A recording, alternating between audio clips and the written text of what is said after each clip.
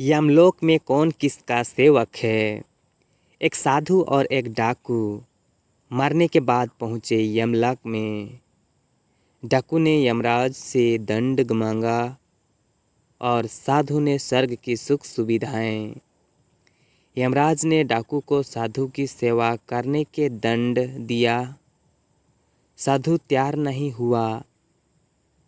यम ने साधु से कहा, तुम्हारा तप अभी अधूरा है।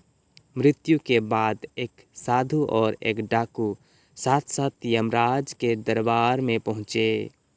यमराज ने अपने वही खातों में लिखा और दोनों से कहा, यदि तुम दोनों अपने बारे में कुछ कहना चाहते हो तो कह सकते हो। डाकू अत्यंत विनम्र शब्द में बोला, महाराज, मैंने जीवन भर पाप कर्म किए हैं। मैं बहुत बड़ा अपराधी हूँ। अंत आप जो दंड मेरे लिए तय करेंगे मुझे स्वीकार होगा। डाकू के चुप होते ही साधु बोला, महाराज, मैंने आजीवन तपस्या और भक्ति की है।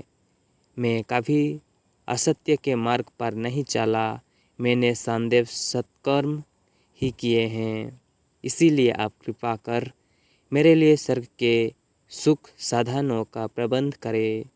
यमराज ने दोनों की इच्छा सुनी और डाकू से कहा, तुम्हें दंड दिया जाता है कि तुम आज से इस साधु की सेवा करो। डाकू ने सिर झुकाकर आज्ञा स्वीकार कर ली।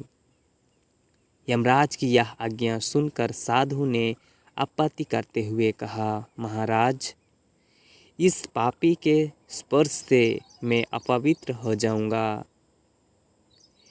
मेरी तपस्या तथा भक्ति का पुण्य निरर्थक हो जाएगा।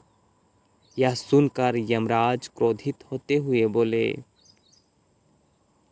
निरपराध और भले व्यक्तियों को लूटने और हत्या करने वाला तो इतना विनम्र हो गया कि तुम्हारी सेवा करने को तैयार है, और एक तुम हो कि वर्षों की तपस्या के बाद भी अहंकारग्रस्त ही रहे और यह न जान सके कि सब में एक ही आत्मतत्व समाया हुआ है।